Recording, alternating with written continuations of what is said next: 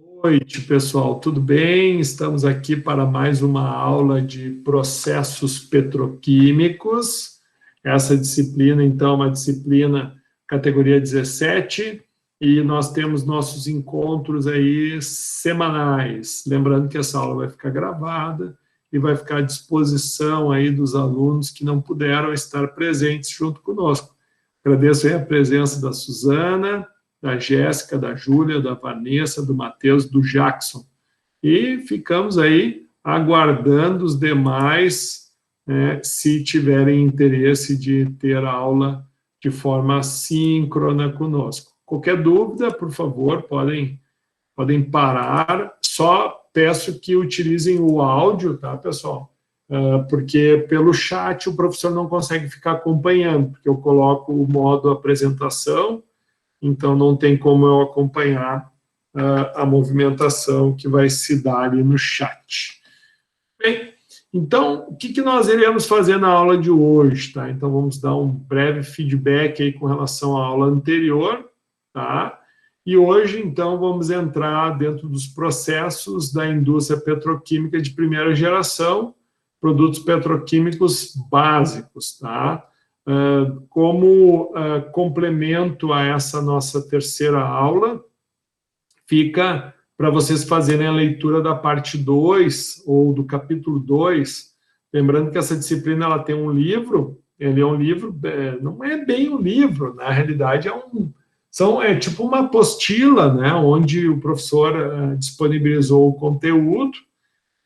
Essa disciplina, num primeiro momento, era para ser EAD, mas a gente acabou reformulando o conceito dela em virtude da complexidade do assunto e da quantidade, né, de assunto. Então, foi solicitado para o professor, né, desenvolver um conteúdo mínimo, que é o que está disponível dentro da apostila, que ela é dividida em 6 partes, ou 6 capítulos, e aula a aula a gente vai tratando o tema, vai complementando com conteúdos e vai sempre fazendo com que o aluno, de uma certa forma, se mantenha sempre ativo, sempre participativo na disciplina. Então, ela é bem diferente do EAD, né? Porque o EAD é aquela modalidade onde o aluno somente tem que ler o conteúdo, ele tem que fazer as atividades dentro dos prazos. Essa disciplina também vai ter que ser feita as atividades dentro dos prazos, porém aqui tu acaba tendo um acompanhamento maior do professor, mas sem aquela cobrança da aula presencial, né? Porque a aula presencial, que num primeiro momento, né, em virtude da pandemia, está sendo um presencial relativo, né? As disciplinas presenciais, então, é feita uma cobrança da hora-aula, né? Porque essa disciplina não, a plataforma do Google Meet, ela permite, eu não sei se vocês têm percebido, o professor tem colocado a grade de presença dos alunos, aqueles alunos que participam, aqueles alunos que estão aqui de uma certa forma presencial, o professor disponibiliza na forma de uma participação, né? Mas lembrando que não vale nota nenhuma, é só no intuito de cada vez estar mais aí informado e tendo a oportunidade de discutir aí em tempo real, tá bom? Bom, então, agradecer, né, a Jéssica, a Júlia, a Rafaela, Jaqueline, Jackson, Matheus, Vanessa Valmir e o Tiago, tá? Então, 9 de 12 integrantes da turma. Eu acredito que agora a gente vai ter o 13º integrante da turma, né? Mas 75% da turma realizou atividade. Então, muito obrigado pelo comprometimento desses alunos.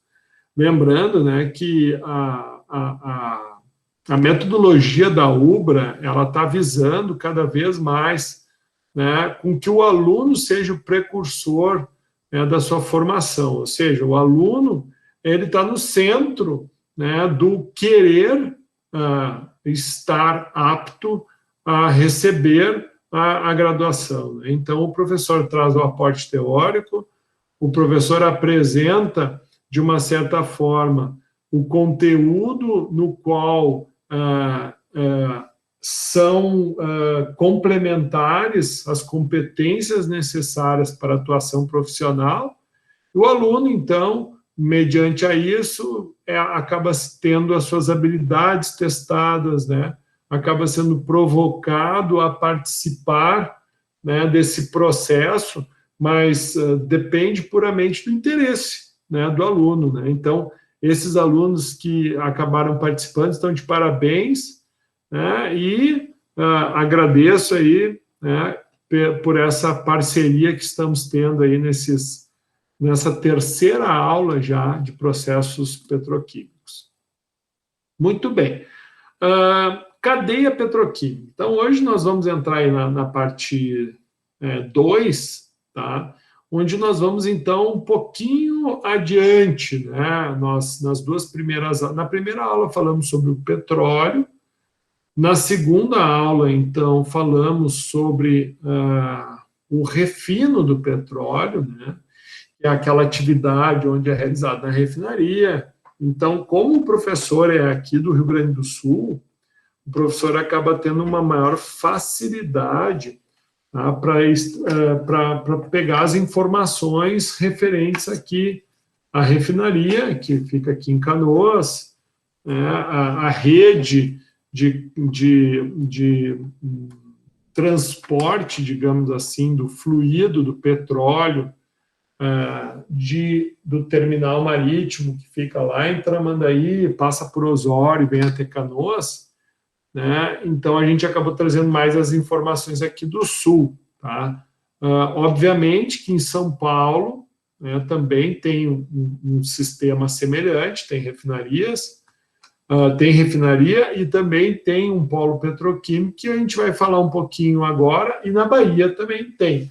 Mas, quando o professor for trazer os exemplos, eu vou acabar sempre ficando mais próximo daqui, mas as informações vão ser referentes à cadeia petroquímica, com foco muito, né, no nosso patrimônio nacional, que a gente acaba tendo aí como empresas que participam, né, dessa cadeia, participam aí desse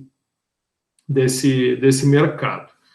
Então, quando a gente fala de primeira geração, né, nós estamos nos referindo a essa figura, ela representa muito bem, né, isso.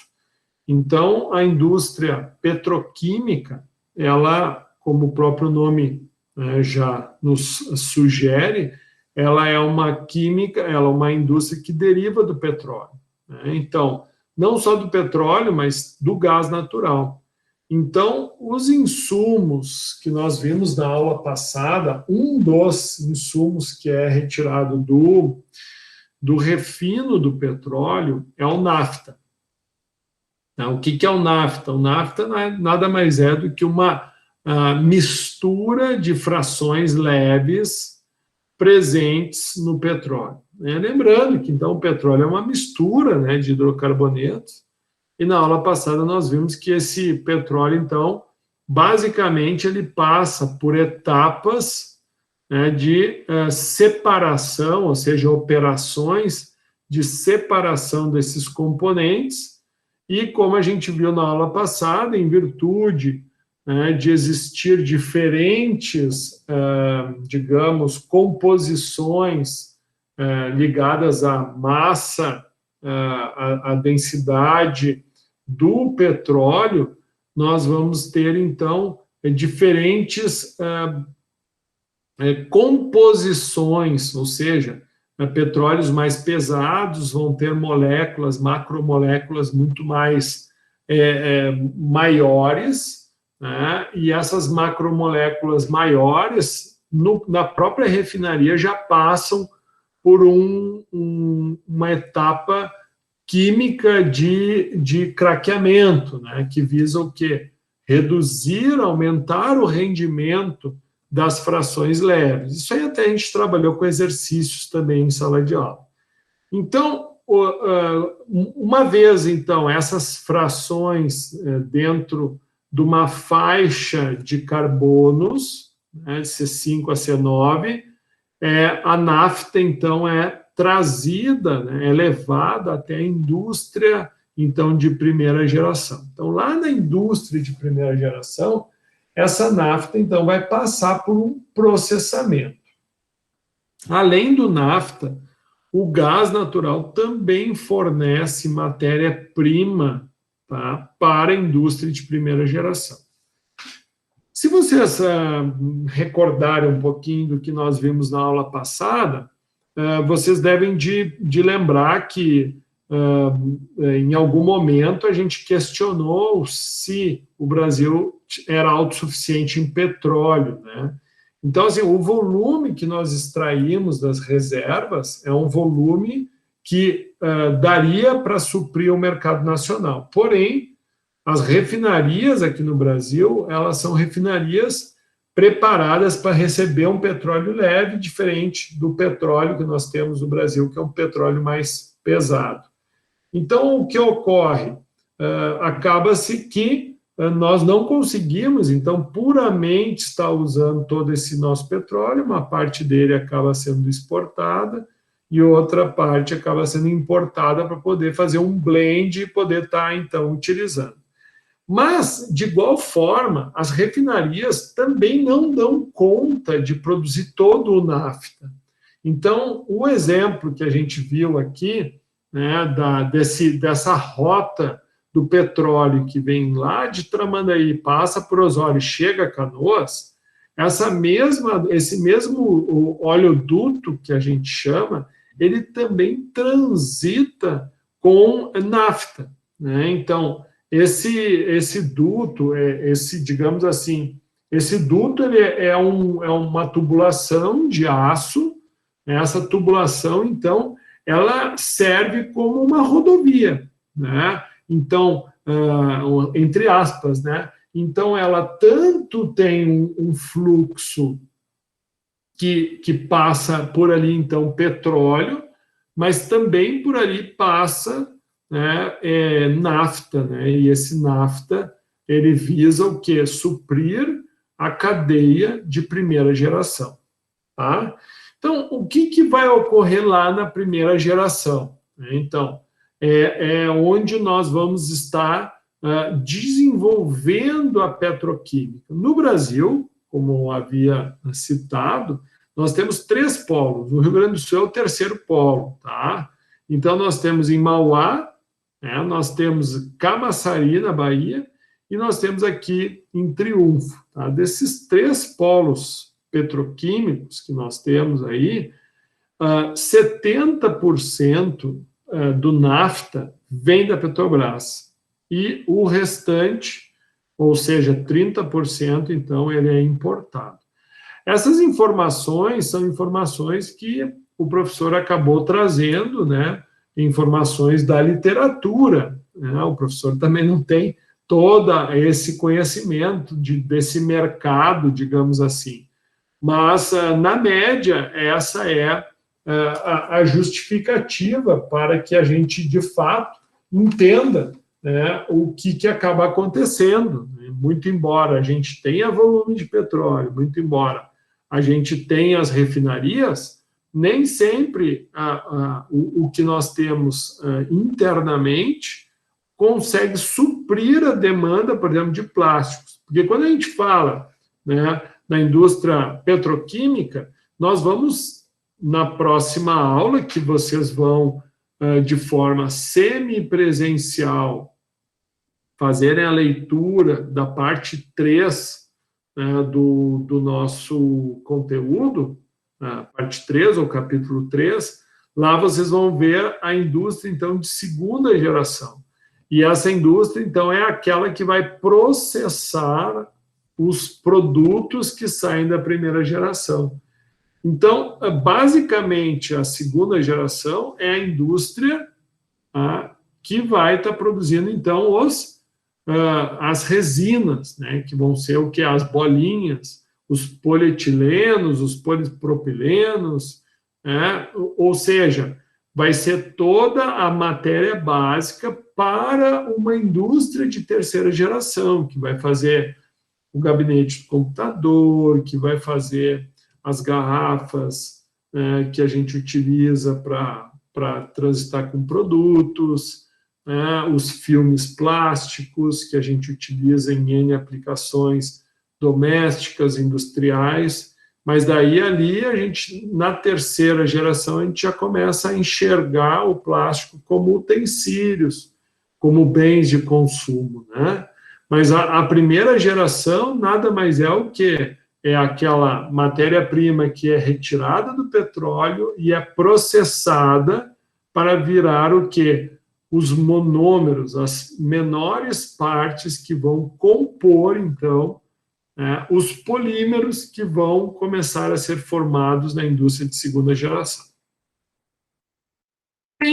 Esse dando nome aos bois aqui teve um pouquinho o objetivo de talvez tornar a vocês um pouco mais lúdico a indústria petroquímica, porque muitas vezes a gente vê o nome das empresas, né?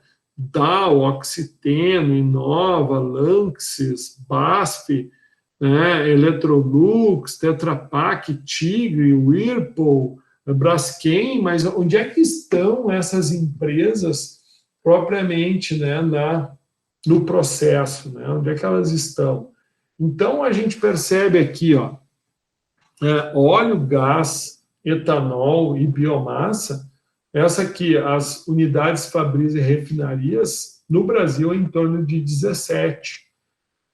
Lembrando que a gente tem unidades que fazem extração do gás natural, nós temos aqui também uma parte do gás natural que vem da Bolívia, através de gasodutos, né? Até onde eu sei ainda existe essa alimentação, né? Nós também vamos ter a produção de etanol, que o Brasil é modelo hoje no mundo em produção de etanol a partir de cana-de-açúcar. A gente sabe que os Estados Unidos, né, da América, eles produzem muito etanol a partir de milho, né, que é outra fonte, né, de fermentação, ou seja, aqueles açúcares, os carboidratos presentes no milho, então passam por um processo de fermentação, e esse processo de fermentação, então, produz CO2 e álcool. Então, esse etanol nos Estados Unidos é mais produtivo a partir do milho. E o Brasil se destaca, né, como uma nação que produz um etanol a partir de cana-de-açúcar. E o bacana é que isso é um processo renovável, né, porque a cana, todo ano, ela é plantada, ela tem um ciclo de crescimento e ela é colhida, né? A cana ela é muito parecida, né, com a grama, entre aspas, né? Mas é um tipo de gramínea, onde ela passa por um ciclo muito rápido de crescimento, e a grande diferença é que o processo de produção do açúcar a partir da cana é mais simples do que o do milho, né? Porque o milho, a gente vai ter o carboidrato, esse carboidrato a gente vai obter os açúcares, né? No caso da cana, a gente já parte, né, do açúcar, claro, a gente vai ter ali a sacarose, né? Mas ela vai estar numa forma líquida, e daí essa sacarose, na realidade, vai ser o quê? A gente vai passar pelo processo de cristalização e obter o açúcar que abastece o mercado nacional. Então, a indústria de açúcar e álcool, né, ou seja, a indústria de álcool aqui no Brasil, ela não é uma indústria só de álcool, ela produz paralelamente açúcar. E o que tornou viável a indústria de açúcar e álcool no Brasil, principalmente, foi a necessidade de suprir a falta de energia elétrica aqui no Brasil. Então, o Brasil, ali em meados do ano 2000, 2002, 2006, estava com um sério problema de crescimento, né, porque esse problema de crescimento ele acabou estando diretamente ligado à falta de energia, né? Então, a gente tinha os apagões. Então, qual foi a solução que o governo deu? Foi fazer com que o subproduto da cana, que é o bagaço, então fosse aproveitado como biomassa na cogeração de energia elétrica.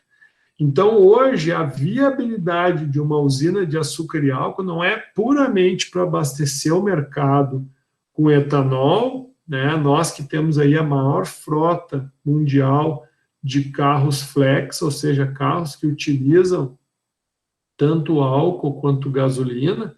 Hoje, a nossa gasolina comum, 1/4 dela é álcool, né? É etanol. Então, acaba que o Brasil não produz, não tem as suas usinas de açúcar e álcool puramente para a produção de etanol, mas também vem a suprir a demanda de energia elétrica das cidades e das outras indústrias que necessitam dessa energia.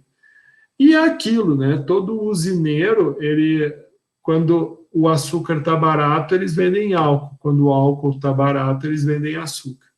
Então, eles acabam tendo, né, essa grande, entre aspas, né, vantagem em leitura de mercado. E, ultimamente, o álcool, a gente bem sabe, ele está sendo muito amplamente utilizado para outro fim, né, que não de combustível, mas sim para higienização. Então, a gente partindo, né, aqui da base da nossa pirâmide invertida, né, falei um pouquinho do etanol, que vai servir também como matéria-prima, principalmente aqui a Braskem aqui do Rio Grande do Sul, ela tem uma planta que converte, né, o etanol em eteno. Então, um processo químico, obviamente, que recebe, então, etanol e converte esse etanol a eteno. Então, o gás, o óleo que vai gerar, então, o nafta, né? Do óleo a gente vai retirar o nafta, o etanol. Então, vai abastecer, né, as 6 unidades fabris petroquímicas. Mas espera aí, professor, tu não falaste que são só 3 polos petroquímicos? Sim, 3 polos na concepção de polo petroquímico, que é o quê? É a junção de primeira, segunda e terceira geração. Nós temos outras petroquímicas no Rio de Janeiro, né? Nós temos outras petroquímicas em São Paulo, só que elas fazem uma produção parcial de alguns compostos da rede, né? Produz polietileno, polipropileno, mas não produz toda a cadeia, né, de petroquímicos. Então, por isso que o professor citou aqueles 3 polos como concentrações dessa gama de indústria, que é um conceito diferente, né? É um conceito diferente. Então, só para ficar claro, então, nós vamos ter aí num total de 6 polos petroquímicos, mas desses 6, 3 no conceito de união ou fusão de inúmeras indústrias, de tu ter uma central de insumos básicos, essa central, então, abastece as indústrias de segunda geração, e no próprio polo petroquímico ainda tem indústrias de terceira geração, tá? Então, depois eu vou falar um pouquinho sobre o terceiro polo, para que vocês compreendam um pouquinho melhor a dinâmica. E fora, então, as indústrias que produzem os petroquímicos básicos, que vai ser o eteno, o propeno, o butadieno, o benzeno, o xileno, vejam, são tudo compostos são tudo compostos saturados ou insaturados, pessoal? Vocês sabem qual é a diferença de ser um composto saturado para um composto insaturado? Sim? Alguém me ajuda? Sim, tem ligações duplas e triplas e outros não. E isso deu um cruzamento aí de falas, né? Mas isso, eu vi que as duas colegas aí estavam no caminho, isso mesmo. Então, o saturado só tem ligações simples, né? E o insaturado, então, vai apresentar as duplas ligações. E as duplas ligações são a base, então, para a indústria de segunda geração. Porque vai ser esta insaturação que vai promover o processo, então, de polimerização. Então, enxergaremos estes compostos como compostos partes, né, principalmente eteno, propeno, butadieno, vão ser, então, monômeros para a formação de inúmeros polímeros, que vão fazer parte dessa química intermediária e resinas plásticas, que no Brasil aí nós temos entre 2.300 a 2.500 unidades fabris. E aqui vai desde BASF, Unigel, a própria Braskem, né, também tem a Inova, que aqui então vai ser produzido os polietilenos de baixa, média e alta densidade, linear, não linear, os polipropilenos, o SBR, que são as borrachas, né, o PS, que é o poliestireno, e o PET, né, que é o que a gente usa amplamente aí nas embalagens, principalmente de bebidas. Bom, saindo então dessas resinas plásticas ou dos intermediários, de uma base de químicos, né, de uma segunda geração, então nós partimos para os que a gente chama de transformadores ou indústria de terceira geração, que é onde nós vamos ter o quê?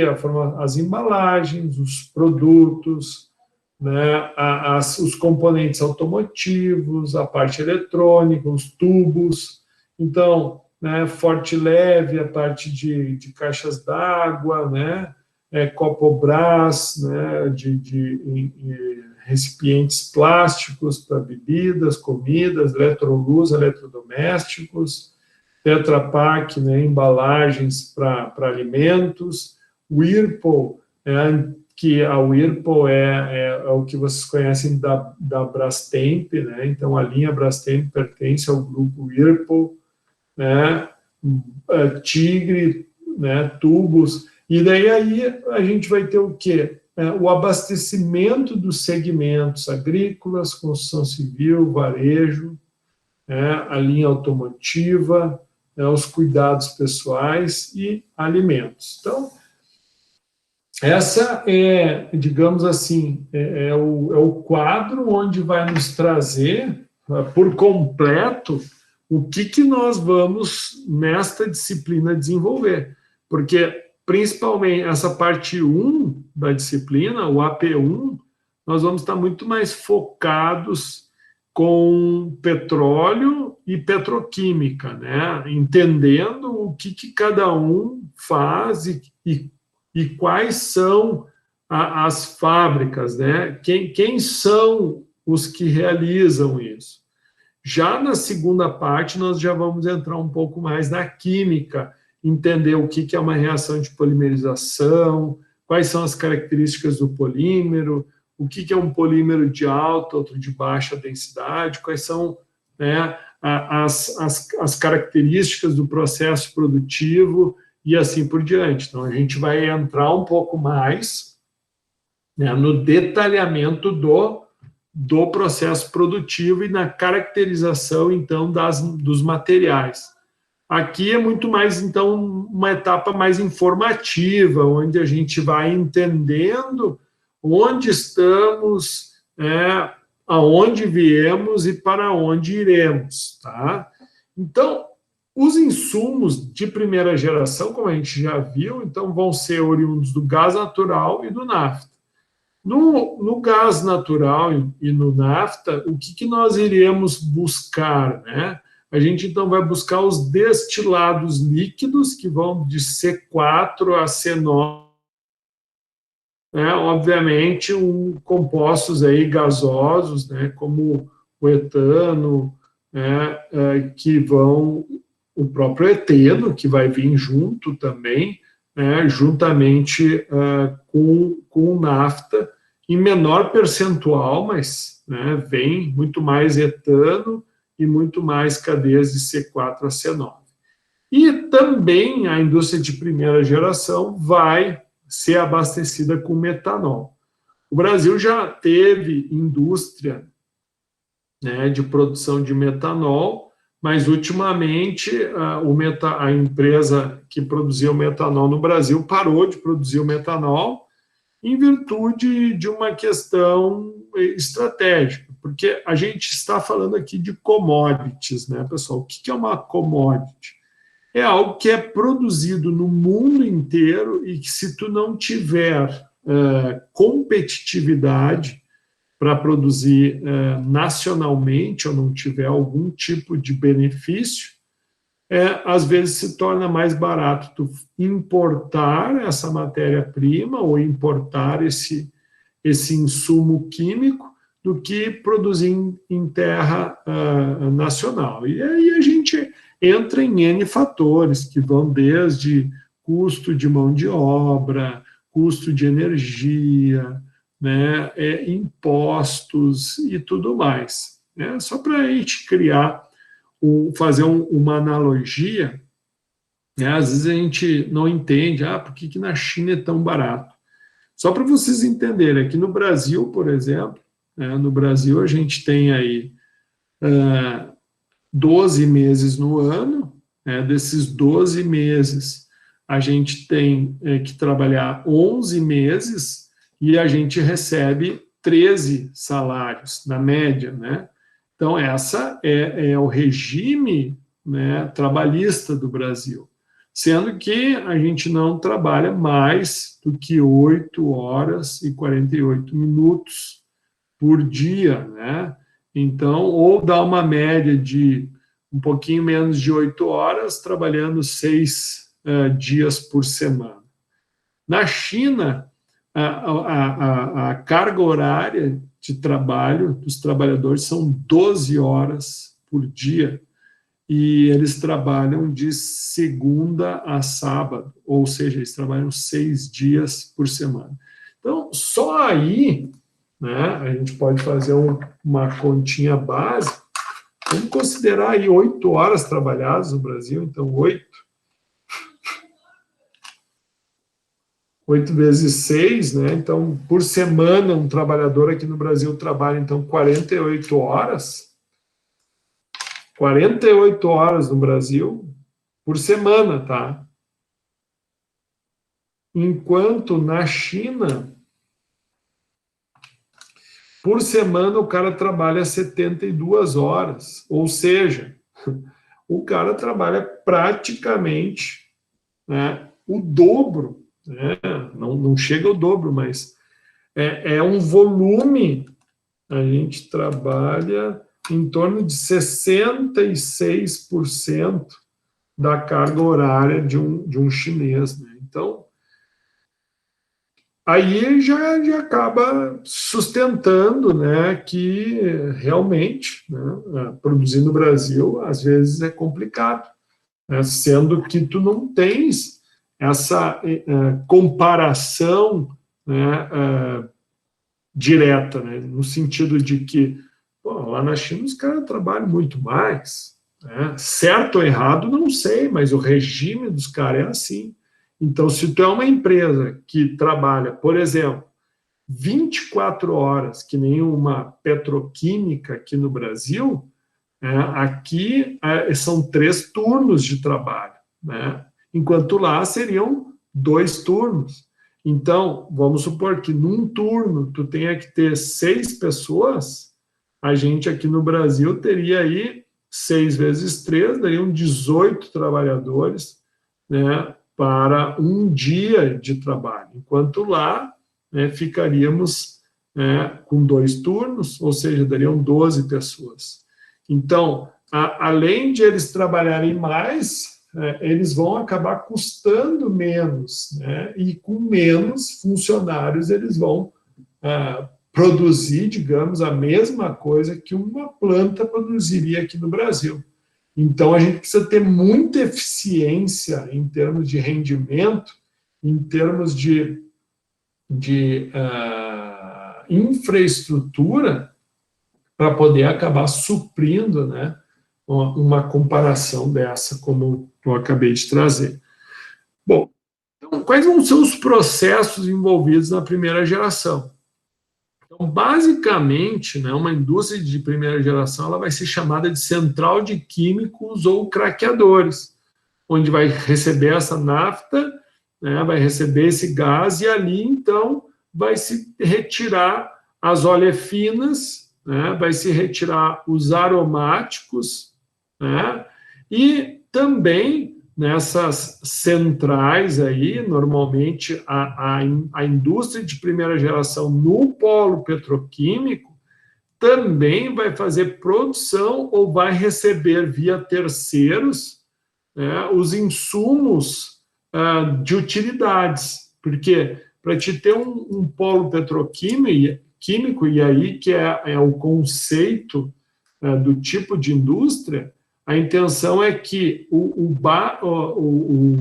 barateamento, digamos assim, produtivo, vem por meio do compartilhamento de uma área para tratamento de águas, o compartilhamento de uma área para a produção de vapor, compartilhamento de uma área e reaproveitamento das diferentes correntes, né, de vapor, por exemplo, de alta, de média, de baixa pressão, né, e a própria cogeração de energia, a união de terceiros para a produção de gases industriais, como hidrogênio, né, a parte de tratamento de efluentes, a parte de tratamento de resíduos. Então, quando tu fala num polo, tu está, digamos, fornecendo, entre aspas, um condomínio, né? Tu vai ter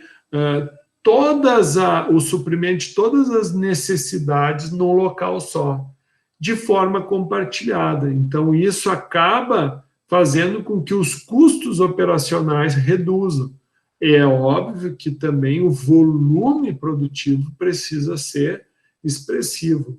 E aí entra a questão, um polo petroquímico para produzir pouco, o investimento, né, não se justifica. Então, um polo petroquímico ele precisa produzir muito para ser competitivo. Então, se ganha na quantidade, né, e não na unidade. Então, o volume é o que justifica. Dentro desse, então, processo de primeira geração, basicamente, tu vai ter os conversores, né, químicos que vão trabalhar com craqueamento a vapor, né, ou reforma catalítica. Então, o professor disponibilizou uns vídeos ali para vocês terem uma noção do que é. Tem uns vídeos muito bons, mas eles te dão uma noção do que é um polo petroquímico, né? Então, o que se faz numa indústria de primeira geração. Vocês vão ver uma infinidade de tubos, né? Mas, basicamente, vai estar reunido ali algumas conversões químicas, alguns processos químicos, principalmente as reformas catalíticas, ou craqueamento a vapor. Então, aqui nós vamos ter a química acontecendo, né? Aqui a gente vai ter, então, um processo químico, e depois tu vai precisar do quê? Da etapa de destilação, ou seja, tu vai precisar das mesmas operações, ou muito semelhante às operações que a gente vai ter lá na refinaria, que é o quê? A separação, então, dos produtos gerados a partir desse craqueamento, a partir dessa reforma ocorrida na indústria de primeira geração. Então, esse desenho aqui, ele traz bem nítido isso. Então, nós vamos ter lá os destilados, o gás natural, os condensados. Aqui, lembrando que destilado condensado vai ser o nafta. Então, a gente vai ter o quê? Então, um fracionamento, né? Então, esse fracionamento vai ter a separação de um gás combustível, vai ter a separação do propano, butano, isopentano, e vai ter a separação de uma corrente C5, uma corrente C6. Então, essa corrente C6, por exemplo, ela vai passar por uma reforma platina, ou seja, a platina é o catalisador, então vai ser uma reforma catalítica. E aqui, então, vai produzir o quê? Uma corrente N, uma corrente C5, que vai se unir a essa fração, e aqui tu vai para a unidade de pirólise, né? Então, aqui dentro dessa unidade de pirólise, a corrente C6 também acaba vindo para cá, né? Onde tu vai ter o quê? Tu vai ter, então, a formação aqui dentro de eteno, né? Tu vai ter um reciclo de um C2+, ou seja, de C2 a C3, né? Tu vai ter formação de propeno, né? Tu vai estar tirando uma corrente BB para uma extração de butadieno e butenos, né?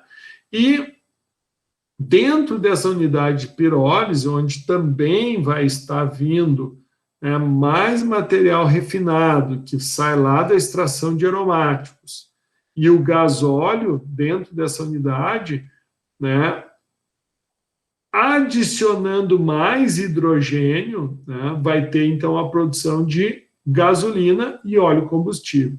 Então, por exemplo, aqui no polo petroquímico, a indústria de primeira geração também produz gasolina, então não é só na refinaria. Por quê? Porque no processo de refino, no processo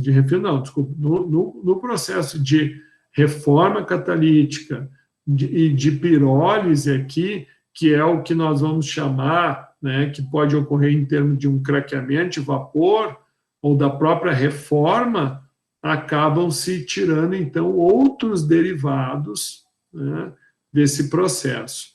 E a hidrodesalquilação, aqui, então, vai vir o quê? Vai vir, então, correntes de tolueno, xileno, né?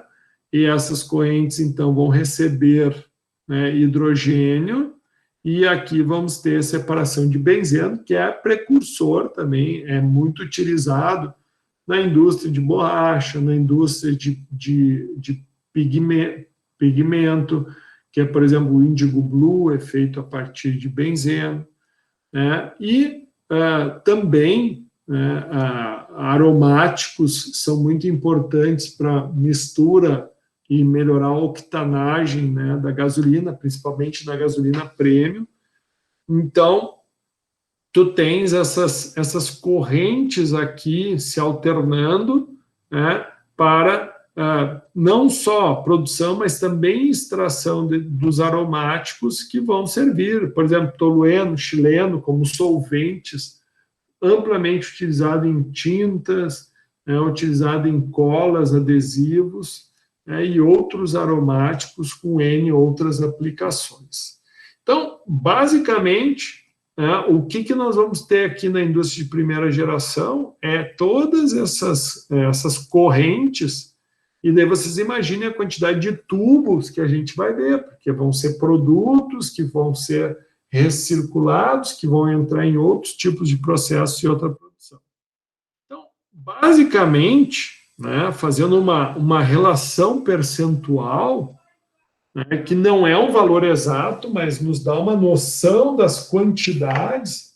Por exemplo, o processo, ele também gera um pouco de hidrogênio, só que esse volume de hidrogênio gerado no processo não é suficiente para suprir a demanda do polo petroquímico, né, no processo de hidrogenação. Então, acaba-se, tu tem que ter a presença de terceiros para esse apoio, né? Acaba-se tendo uma corrente de metano que é originária, então, como subprodutos, que acaba indo como gás combustível, né? O próprio acetileno, também um pequeno percentual, mas que também é um combustível, e daí nós vamos ter a rede aí, que é a corrente principal, que é o eteno, um pouco do etano, que vai também voltar, ou vai ser reprocessado, ou acaba virando gás de combustível.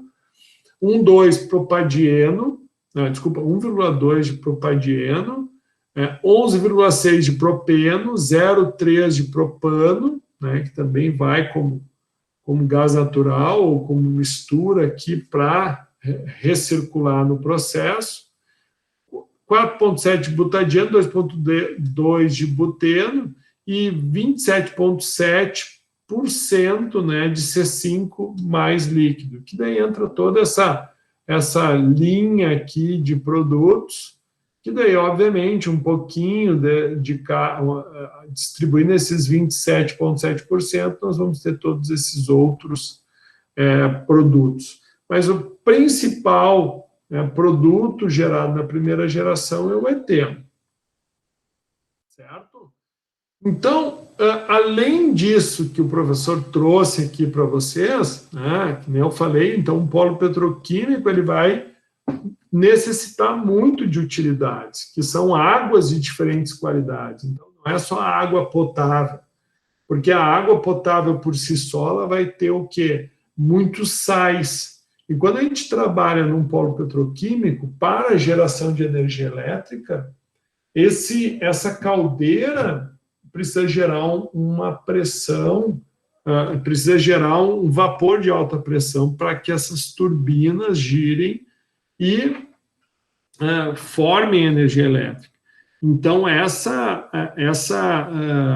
esse tipo de vapor, esse tipo de caldeira necessita de uma água de ultra pureza. Então, isso que eu quero dizer, águas com diferentes qualidades, que vão abastecer desde uma caldeira de alta pressão até sistemas de troca de calor, que dependendo do sistema, tu precisa controlar os índices de salinidade. Tu também vai precisar, então, refrigerar esse sistema com diferentes sistemas de troca de calor, que podem ser torres de resfriamento, sistemas de água gelada. Tu também vai ter que ter a qualidade no ambiente do trabalhador, em termos de sistemas de ar-condicionado, os gases industriais e, por último, o tratamento dos resíduos, tanto líquidos quanto sólidos. Então, o professor colocou aqui para vocês alguns links para vocês fazerem a visita, mas a gente tem aqui o da Braskem, onde ali é bem interessante, eles trazem aqui um pouco, porque a Braskem ela acaba se misturando, porque ela não é só primeira geração, ela também tem segunda e terceira, principalmente primeira e segunda. Mas aqui a gente vê que, além desses produtos finais, aqui cita, além dos insumos químicos básicos como eteno, propeno, butadieno, benzeno, tolueno e outras linhas que daí já não pertencem ao processo petroquímico. Aqui daí tem um videozinho, onde é bem comercial, mas é bem bacana.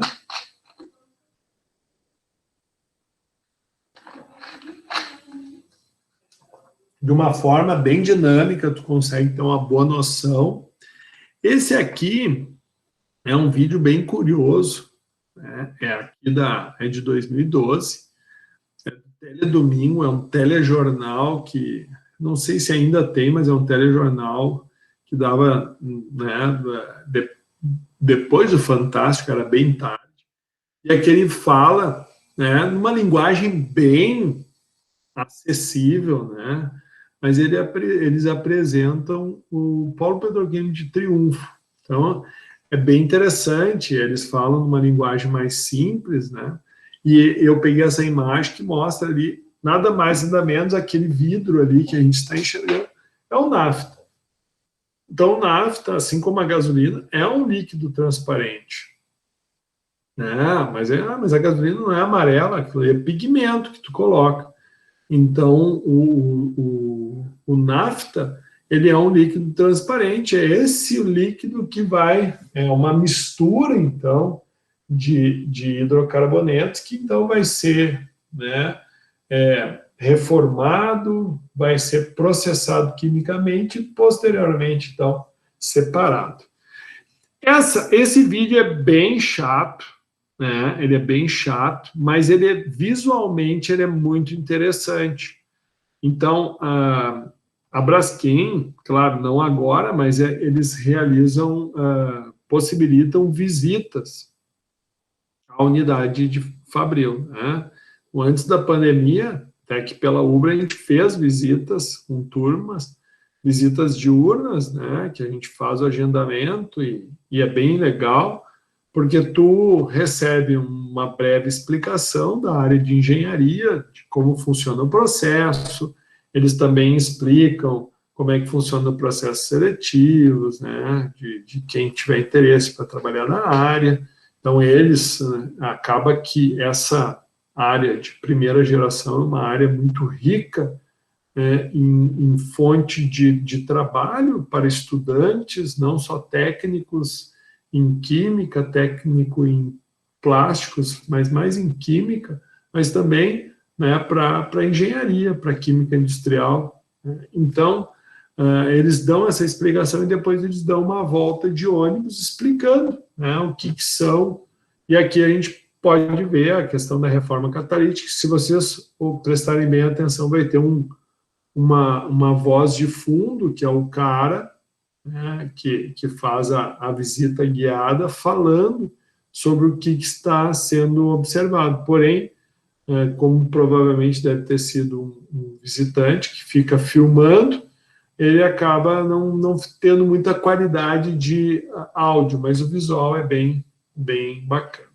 E por último, esse vídeo aqui ele fala sobre a criação, né, do terceiro polo, né, fala sobre a história, fala a questão do porquê foi construído um polo no Rio Grande do Sul, em termos de estratégia nacional, o que se buscava com isso. Então, ele é um vídeo que ele vai dar uma boa noção, né, do quanto um tipo de indústria desse tipo depende, sim, né, de uma visão de país, né, depende, né, de um plano diretor. Esse plano precisa ter uma visão estratégica em termos de que esse investimento, num primeiro momento, vai ter um retorno, né, lento, mas que vai trazer muito desenvolvimento, né, vai trazer muito impacto, né, mas que com cuidados, monitoramentos, é totalmente possível com que se tenha um grande negócio. Porque, assim, a gente está trabalhando com produtos extremamente, produtos perigosos, né, inflamáveis, produtos onde a segurança é crucial.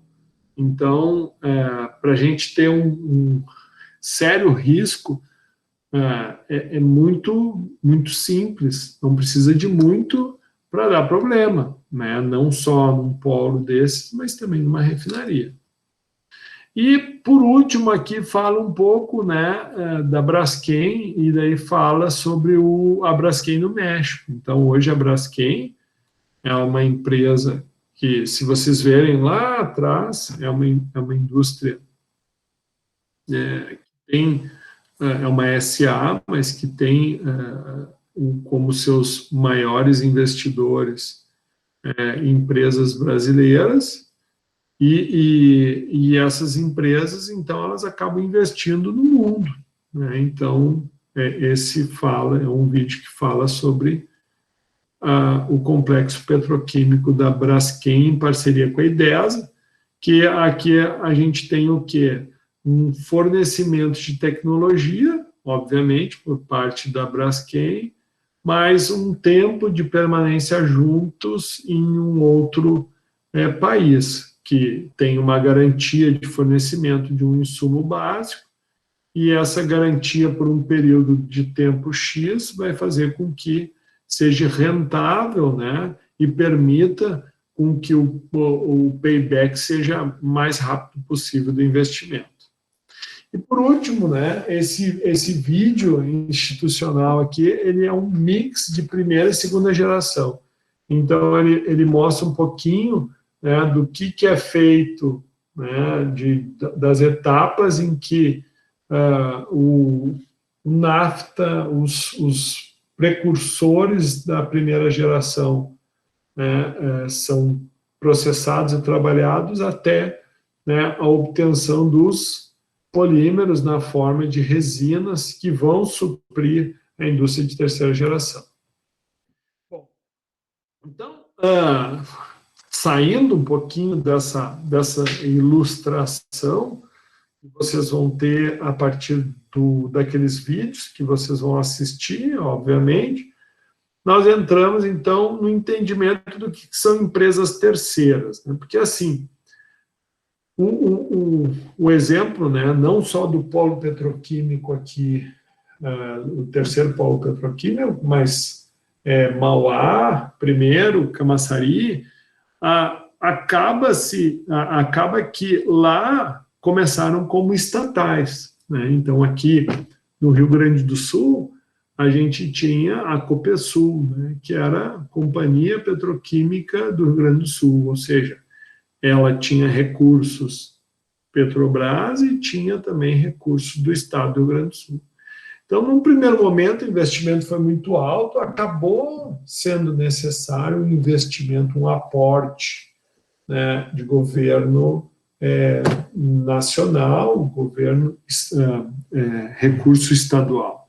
Então, com o tempo, ocorreu, então, a privatização, né, que visava maior produtividade, maior eficiência, né, e com a privatização também veio a terceirização, que é o quê? São empresas, né, que realizam atividades para atender às demandas, então, desse polo, onde no entendimento da petroquímica serão atividades que não serão de competência-chave da mesma, que é aquilo, né? Qual é a competência-chave da petroquímica de primeira geração? É produzir os monômeros, né? É receber o nafta, é receber o gás e produzir monômero que vai abastecer a indústria de segunda geração. O monômero é a menor parte do polímero, né? Então, esse é o objetivo, e outros solventes, outros insumos básicos, mas esse é o objetivo. E tudo que não é produção em termos do modelo de negócio entra para empresas terceiras e que daí serão especializadas em tratar água, serão especializadas em cuidar de segurança, em cuidar da limpeza, em cuidar da alimentação, em cuidar das análises. Então, isso é vantagens, né? Essas empresas, então, terceiras, elas vão ter o trabalho, né, no qual entende-se por terceirização do trabalho o processo pelo qual uma instituição contrata outra empresa para prestar um determinado serviço. Então, atualmente, no sistema capitalista, em sua fase financeira, está essa prática, né, difunde-se amplamente em todo o mundo, não sendo diferente no Brasil, onde cerca de 25% da mão de obra empregada é terceirizada. E é vantagem, porque, por exemplo, se tu é do ramo de limpeza, por exemplo, tu vai estar sempre buscando as melhores ferramentas, os melhores recursos. E da mesma forma que tu te especializa na limpeza daquela empresa, como aquele é o teu core, aquele é o teu modelo de negócio, da mesma forma que tu limpa essa, tu vai limpar outras e outras e outras fábricas. E isso no ramo de alimentação, isso no ramo ambiental e em inúmeros outros. Então, vantagens se tem também com a terceirização, né? Sem falar que vai ter uma maior competitividade. Por quê? Porque no mesmo segmento, tu vai poder ter 2, 3, 4, 5 empresas atendendo a mesma coisa. Então, tu tem como buscar também o melhor preço, né? E isso também vale dentro do tratamento de água, né? Isso vale dentro do fornecimento de vapor e assim por diante. Então, aqui o professor colocou para vocês, tá, um link que eu gostaria que vocês explorassem. O professor vai mostrar um pouquinho para vocês o polo aqui. Então, deixou. Vamos fazer uma visita virtual. Vocês me ouvem bem aí, pessoal? Sim? Sim. Sim. Ótimo. Então, só para a gente, eu vou só tirar um pouquinho do zoom aqui, só para vocês terem uma percepção. Então, nós temos aqui, tá? Nós temos aqui, então, ó, a região metropolitana, Canoas, a refinaria está mais ou menos aqui, e aqui está o polo petroquímico. Então, se tu vê, o polo ele fica próximo à região metropolitana, né? O polo, ele pertence, uma parte do polo ele pertence a Triunfo, que está aqui, né? Aqui, essa área toda é de Triunfo, né? Mas uma outra parte do polo pertence a Montenegro, tá? Então, vamos aproximar agora. O polo, para ser viável, ele precisou, né, ter, obviamente, um duto que vem da refinaria, aqui, ó, os tanques da refinaria, esse duto, então, vem quase em linha reta e abastece a Braskem, que era a antiga Copesul, tá? Então, por duto, tem-se esse percurso. Também, né, aqui disponível no polo petroquímico, existe também vagões, né? Então tem uma rede ferroviária que abastece, né? E também foi construído um canal aqui, no qual existe um porto aqui, ó. Esse porto aqui tanto recebe matéria-prima quanto envia matéria-prima. Então, isso foi um canal construído, ele é dragado, obviamente. Aí vocês percebam que ele se liga, então, ao Rio Jacuí, e o Rio Jacuí, ele, né, se liga a Porto Alegre, que se liga à Lagoa dos Patos, que se liga ao Atlântico. E aqui, né, o polo petroquímico, ele pode, então, enviar material, enviar produtos e tanto enviar quanto receber produtos do mundo inteiro. Fui longe agora. Estava lá em Santa Cruz. Bom, outra coisa que vem, né, também, não só por vagões, por trem, mas também vem de navio, é o carvão. Então, o Rio Grande do Sul, em Candiota, ele tem minas de carvão.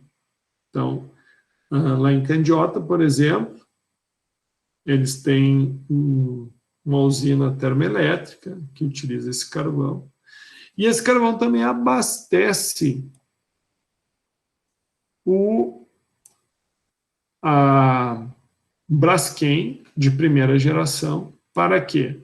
Para a produção de vapor. Então, o que acontece? Esse carvão, então, chega aqui. Bom, se a gente aproxima mais, a gente não consegue enxergar, mas aqui tem um depósito de carvão. Então, esse carvão, então, ele é processado e ele vem por esteira, aqui, ó, processado, ele é abastecido, ele vem por esteira até os moinhos que abastecem as caldeiras, né, que vão gerar vapor de alta pressão, e esse vapor ele irá abastecer, então, o polo petroquímico como um todo. Certo?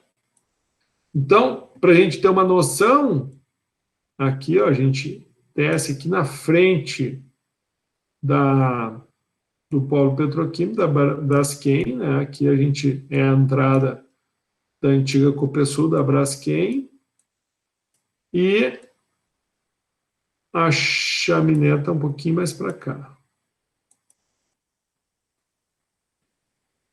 Aqui, então, é onde ocorre a chaminé, de onde sai, né, os vapores da queima na caldeira de alta pressão do carvão que vem, passa por essa esteira aqui e vai por esteira até lá. Então, vejam, pessoal, é complexo, bem gigante, né, o sistema.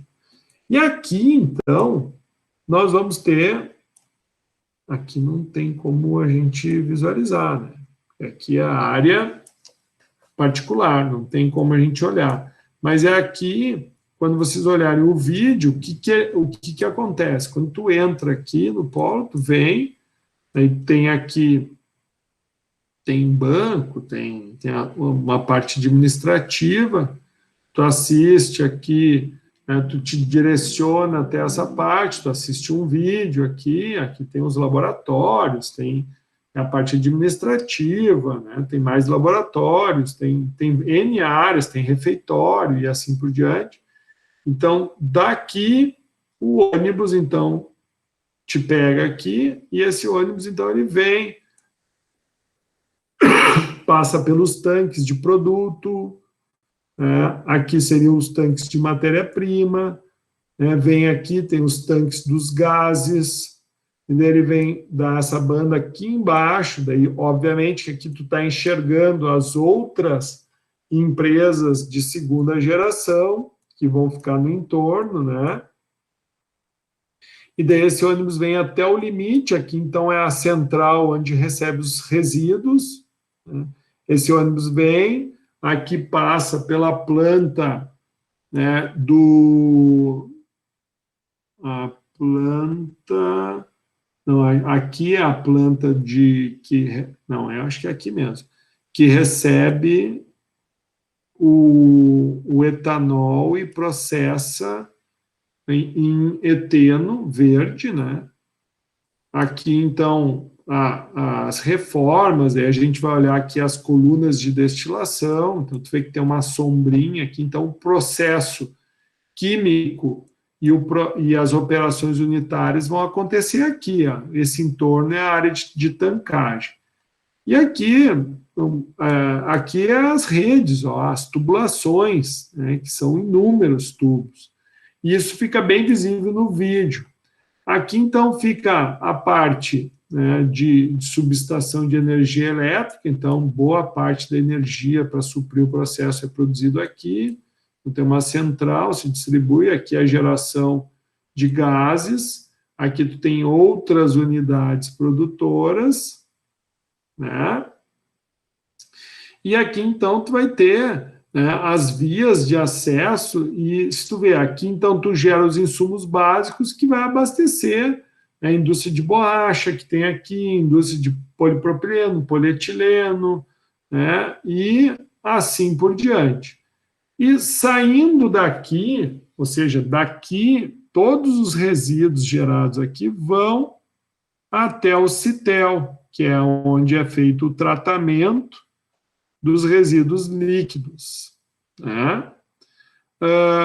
Aqui próximo também, né, daí pegando aqui do CAI, nós temos a ETA, Estação, né, de Tratamento de Água. Deixa eu ver onde é que está.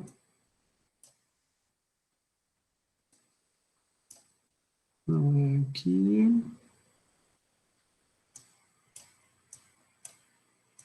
Aqui tem a estação ambiental, bem bacana de fazer a visita. Aqui é a Corsã Citel, aqui é tratamento de efluentes.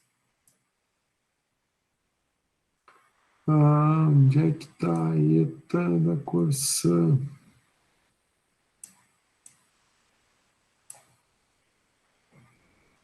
Aqui nessa via aqui, a ideia é que tem outras unidades, né?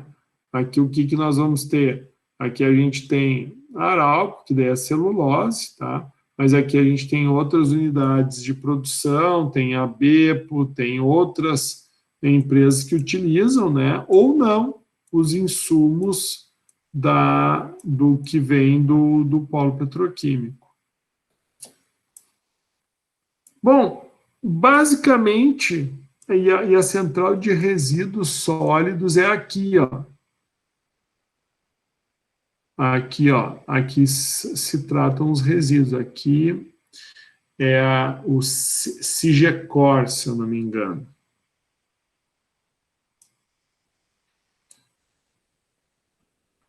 Aqui é posto.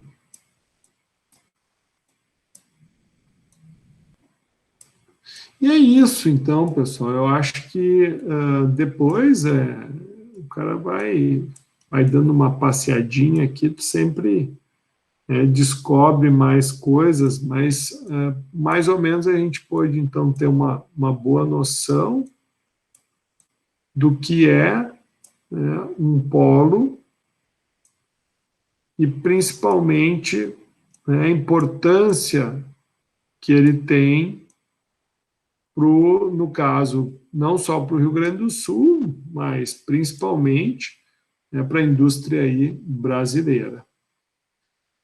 Bom, então agora a gente aí fica para vocês fazerem então a leitura, tá? A leitura da parte 2. E o que vai ser o TDE de vocês? O TDE é tu já iniciar a sinopse, ou seja, vocês fazerem um resumo do capítulo 1 e 2, que é o que a gente vai ter trabalhado até então, esse autoestudo. No dia de amanhã está previsto uma semipresencial. Então, o que o professor fez? O professor aqui já disponibilizou para vocês a leitura da parte 3, né? E, obviamente, apresentarem, enviar à atividade um autoestudo que vai envolver o quê? O resumo do capítulo 1, 2 e 3. Para que vai servir isso, pessoal? Vai servir para vocês estudarem. Por quê? Não vai demorar muito, a gente já vai ter nossas avaliações, por exemplo, agora está previsto, para o dia 26/3, que já é a semana que vem, nós não vamos ter a aula, mas vocês vão ter que estar realizando o relatório virtual. Então, ele vai abrir dia 29 e vocês vão ter essa aula disponível para vocês estarem se preparando.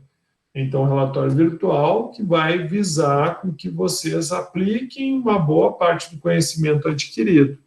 A gente vai ter, aqui vai ser aula presencial, vamos ter mais uma semipresencial, uma aula presencial também de revisão, conversar sobre como foi o relatório, e daí lá no dia 23 vamos ter a primeira objetiva valendo 1 ponto.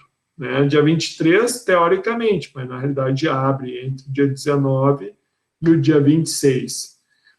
Então, obviamente que o capítulo 3 a gente vai conversar mais aqui, mas é importante que antes da realização do relatório virtual, que será na semana que vem, o espaço para isso está acontecendo, que vocês já estejam aí, então, se preparando, revisando, fazendo a leitura, para que vocês tenham a melhor performance possível, se diferenciando daqueles que não estão conseguindo, de alguma forma, participar dos nossos encontros. Tá bom?